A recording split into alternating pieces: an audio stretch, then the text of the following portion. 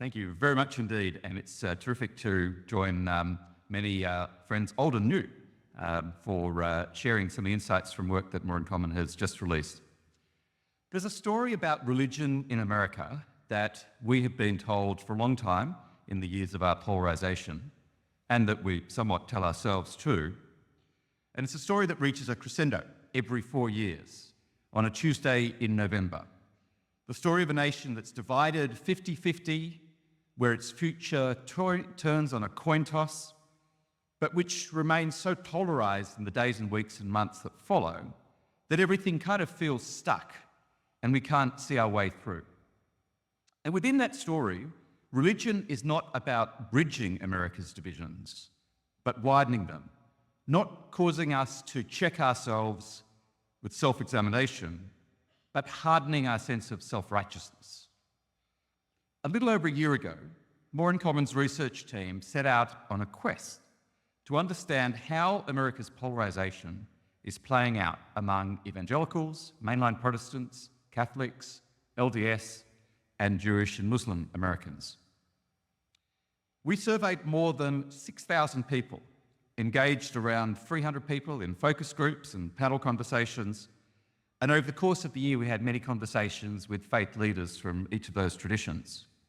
And in the report that I'm sharing with you today, as key findings, we sought to distill what we saw as the interesting things, the surprising things that came out of that work. Of course, part of the picture is what we know, that there is deep division and that there are radicalized people within faith communities that are driving those.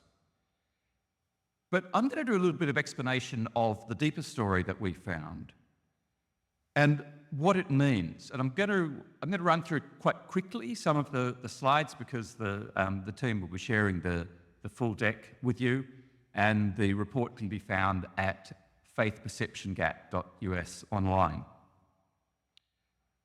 Although we did find that there are issues around interfaith relationships, Jewish and Muslim Americans, actually the biggest story we found that polarisation is playing out within congregations, that the divisions were less about between different religious groups and more about within congregations and communities. So we turned our focus to the experience of Americans, asking them what being part of a local faith community means in this moment, how it relates to the larger picture of America's divisions, and what they're looking for from faith leaders in this moment.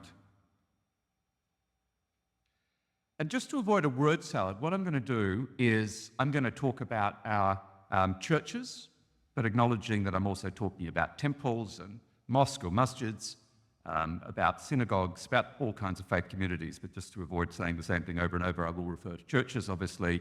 That's the majority of Americans' experiences.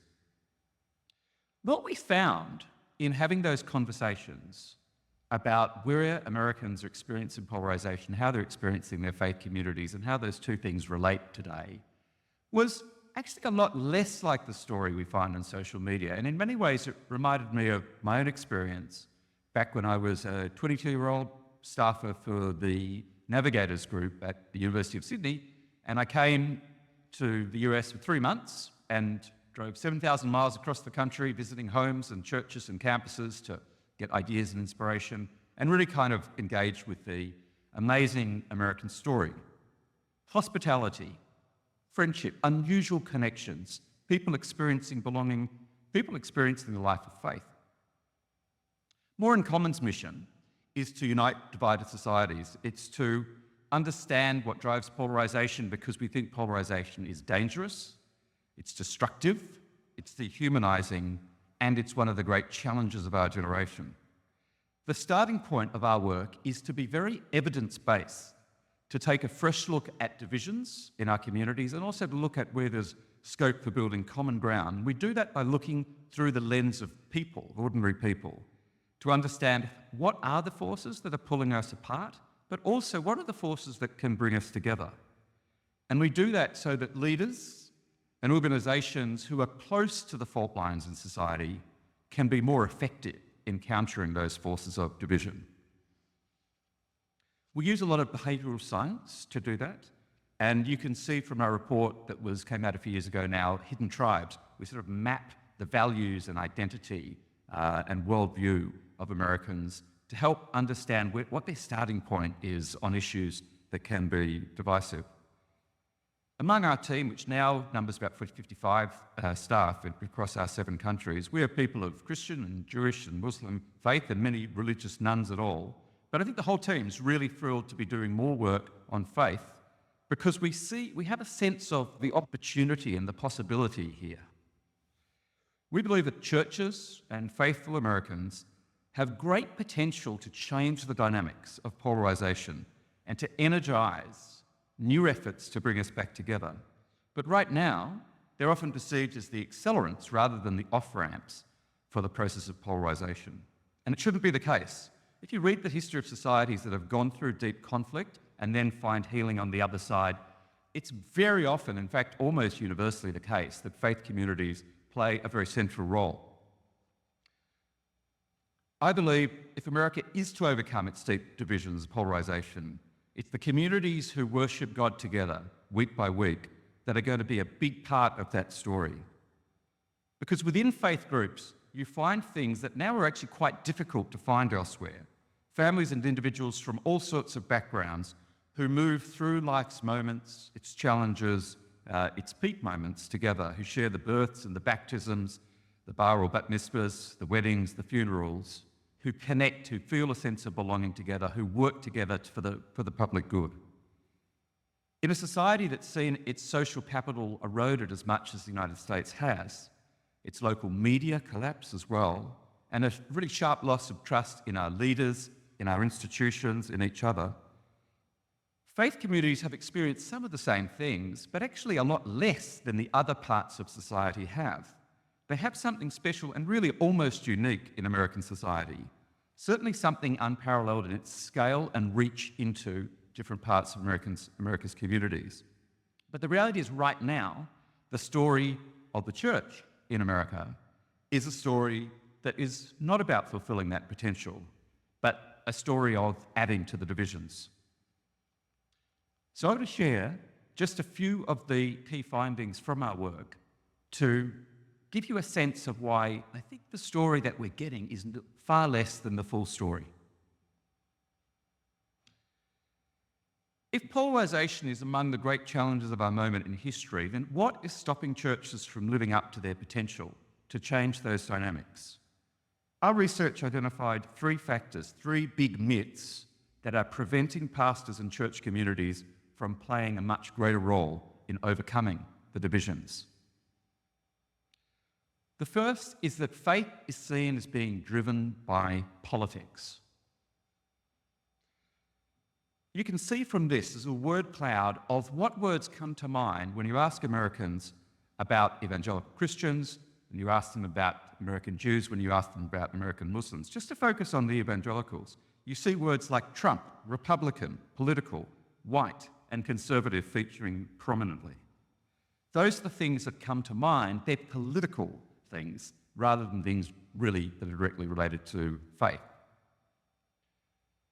One way to understand what's going on here is to look at the way in which people perceive political identity among evangelicals. This is something which we use in our research, which we call perception gaps. Perception gaps is basically where there's a gap between what a group believes and what other people believe about that group.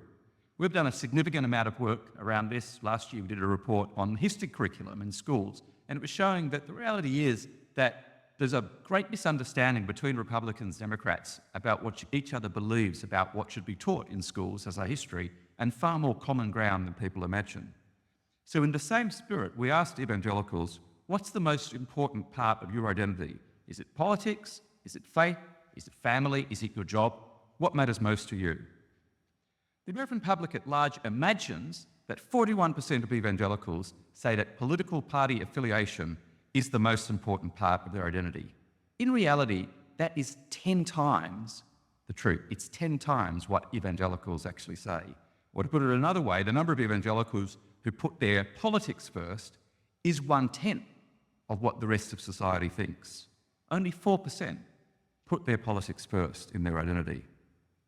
Likewise, only 1 in 5 evangelicals believes that being a good Christian means supporting the Republican Party. But most Americans imagine the number is 3 times that. In fact, even evangelicals imagine the number is twice what it really is. So even the evangelicals are believing part of the story that others are telling about them. There is a spotlight right now on Catholics because of J.D. Vance's candidacy.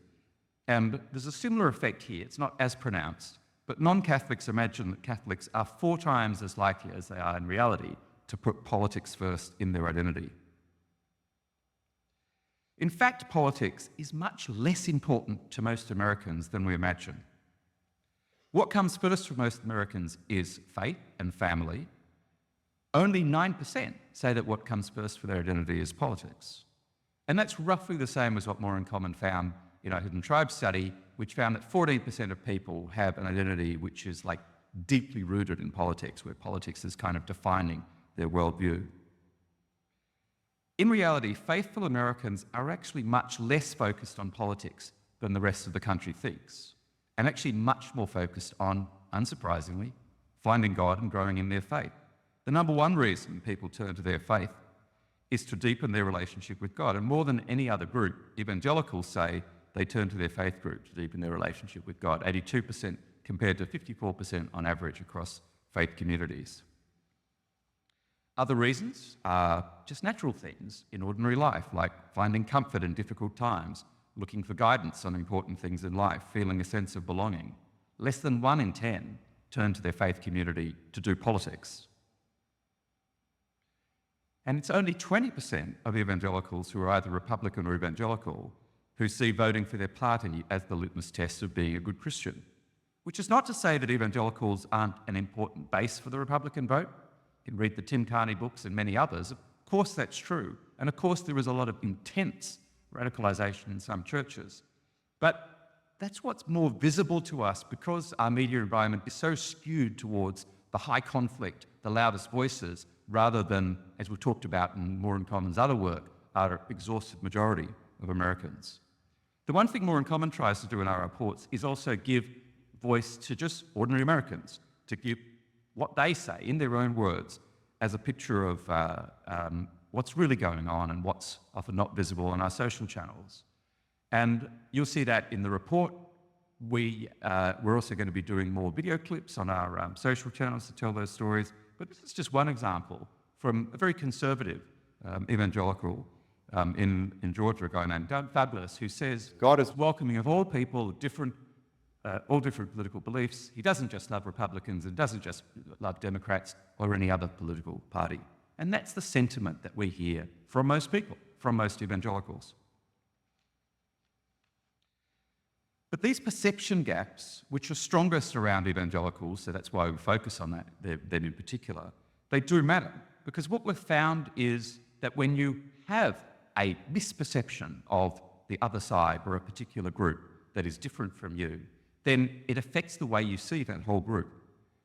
And we've found that Democrats and independents not only vastly overestimate the percentage of evangelicals who are Republicans, but the more negatively they overestimate, the more they misjudge, then the more intense their dislike of evangelicals is.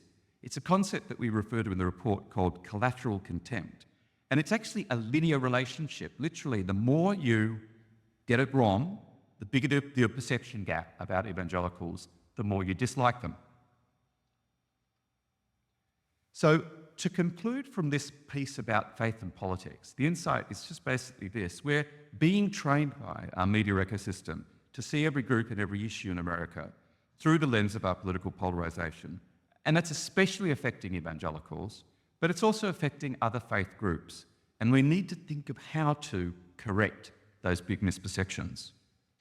A second myth is that Americans are so often exposed to the story of how religion is in decline. And as a result, they significantly underestimate the extent to which faith is still important to fellow Americans, and especially to young people. We heard that perception of decline from all sorts of people, but especially people of faith in our research. And what struck us is that people are more fixated on the difference between now and a generation ago, which is decline, than they are with the bigger picture, which is the number of people who still say faith is central to their identity. 73% of Americans see their faith as important to who they are, and 95% of evangelicals say the same, which is why they're particularly a significant group, because it's a stronger identity for evangelicals than other faith groups. So I would ask you, what is the bigger story? Is it a 10 or 15% shift in a generation? Or is it the 3 in 4 Americans who still say faith is really important to who they are? The contrast is interesting on politics. Only 1 in 3 Americans say that politics is important to their identity. And yet our whole media environment and the way we see faith is so skewed to that political dimension. And what about the generation gap? Well, Gen Z, which we often hear a lot about, still say 66%, 2 in 3 in Gen Z, say faith is important to them. It's only 10% less than the boomers. So the generation gap, yes, it's there, but again, it tends to be overplayed. For sure, people's relationship with faith is changing. Attendance is different, music styles are different. All of that's true with the way we gather, but it's a lot to do with just in every generation those changes take place. 35% of Gen Z Americans still report attending worship or other religious meetings a few times a month or more, which is the same as the silent generation, actually more than millennials, Gen X and boomers. One interesting finding we also came across was that among the Jewish and Muslim Americans, you get the biggest perception gap. That is that people over 30 are overestimate by twice the reality the proportion of Jewish and Muslim Americans under 30 who do not value their faith. One other interesting finding is this one on belonging, is what are the reasons for you connecting to faith or a faith community? Gen Z is actually more likely than any other group to say that they turn to their faith to feel a sense of belonging. Perhaps because they are the group with the lowest sense of belonging in society, often have the weakest networks of relationships. But I think that's important because generationally they're looking for an experience of belonging. If they don't find it in places that are healthy, where they form relationships, have a sense of themselves, have a sense of being valued, have a sense of being able to contribute to something larger than themselves, then they'll find it in unhealthy places online where they get radicalized into groups that are defined less by contribution to the public good and more by hatred of other groups. So the point of all of that is to say there is a myth around the relevance of faith to people's lives that needs to be rethought. We're still a country of faithful people. Yes, there's a decline, yes, there's a change, and yes, I think there's a lot of evidence of spiritual crisis, but the pews aren't empty. And this is still a far more religious nation than other Western countries. The third myth is around religious intolerance. Many of us are given negative views of people of faith because we associate them with bigotry, intolerance, and really, it's really associating them with the worst version of who they are. So, Jews are seen as militaristic Zionists, Muslims are seen as ISIS fanatics, and born-again Christians are seen as white nationalists. The truth is that the majority of Americans across religious groups genuinely value pluralism and want the United States to be a place where people of all religions feel that they can belong. Around 4 in 5 people of faith share that view, and it's around the same level with the religious nuns. Just 5% of evangelicals reject that vision of pluralism, as do only 5% of Muslims, and even fewer among the other faiths. Again, we find large perception gaps between the actual beliefs of people of faith in favour of pluralism and others' perceptions of them. For example, 3/4 of Americans are open to interacting with someone from a different religious background, and evangelicals are only a couple of percentage points below the average, while Jewish Americans are the most open. So the idea that like a kind of Westboro Baptist culture dominates among evangelicals is not right, and yet it is a really common misperception. And it's easy to buy into those misperceptions. I was struck by another part of our findings, which is that the more liberal a non-evangelical is, the more they misjudge evangelicals' commitment to pluralism, But likewise, the more conservative someone is, the more they misjudge Muslims' commitment to pluralism. So we get into our digital bubbles, our echo chambers, and we trade on these misperceptions of each other, and that's the cycle that drives polarization in societies. Why this matters is that the more entrenched people's assumptions about the intolerance of particular religious communities are, the harder it is to build trust and connection. The more us versus them dynamics get entrenched.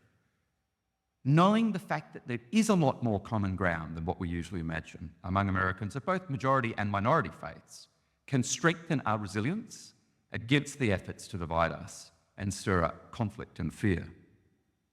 The last thing I want to do is just to refer to two other interesting findings in the report. A remarkably high percentage of people of faith feel under attack in America today. 2/3 of evangelicals feel that way, as well as a similar number of Jews, while among half of Muslims and LDS feel the same way. The reason why I flag that is it's another part of More in Common's insights from More in Common's work around how conflict and polarization works. That if you feel under attack, your psychology changes. You literally sort of go into a fight or flight mode. It's much harder for you to then engage with difference. You filter out the good stuff and you become very attentive to the bad stuff, to the threats. That's why we need to work as hard as we can and as creatively as we can to reduce people's perceptions of threat. And that's hard when there isn't an entire industry. Algorithms drive it. There's an industry of conflict entrepreneurs who are building their platforms, their media platforms, their political platforms from defining other groups as the enemy and telling you that you need to be really frightened and they want to take everything away from you.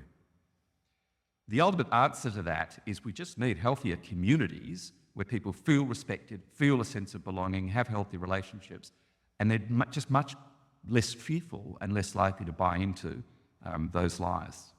Which is why faith groups are so important, because they can do that work in a way that few others can. Second, there is far more common ground than we imagine on the basic values that are important to faith traditions: kindness, respect for human dignity, believing in God. So, what we draw from all of those findings, and I appreciate that I'm running through this super fast and really just kind of skimming on the surface, but what we draw from it all is a sense that if we can overcome some of these myths, it's possible that churches could be playing a very different role in American life. And actually, in many places, they are doing that. It's a fascinating finding from More in Common's past work that every single community in America thinks it's less divided than the rest of the country. Now, that might suggest to you it's a little bit like every child is above average in your classroom.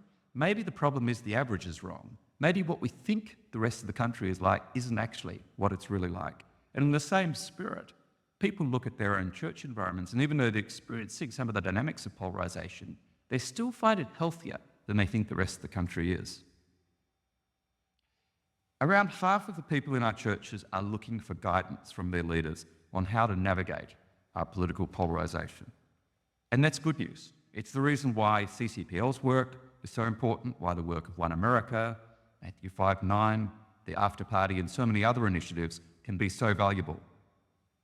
I hope that these findings give us a clearer view of the possibility for what can happen. This is a country where 3/4 of the population say religion is important to them, and people of faith share remarkably strong levels of support for religious pluralism, as well as pride in being American and a sense of gratitude for growing up here and for coming here. It's also a country that's experiencing deep polarization. But the point of this report is to say there's real potential for leadership from faith communities, not to play partisan politics, but to help guide people through deeply divided times. The reach of churches into different communities in America is unequaled, and they're still trusted in a way that government, media, and other institutions just aren't. They have so much potential, and if we overcome these false perceptions about faithful Americans, we can move to more fully realise that potential. As we argue in the report, we need an awakening of our imaginations to navigate how we navigate these polarised times. Politics isn't as central to people as we think, when we are not divided as we think. So that's why we finished the report with a clarion call for faith leaders to play a greater role in building a healthy civic culture and combating the falsehoods around our divisions, and for institutions and organisations to work to build a greater sense of belonging and to focus on the civic values of kindness and tolerance and hospitality that Americans really do most admire. As we say in the report, the ways in which each faith group in America can heal our divisions will look different, but I believe it's possible for the efforts in every local community to ripple out to our society more broadly, and this report is hopefully giving us some pretty compelling evidence that all of that is possible.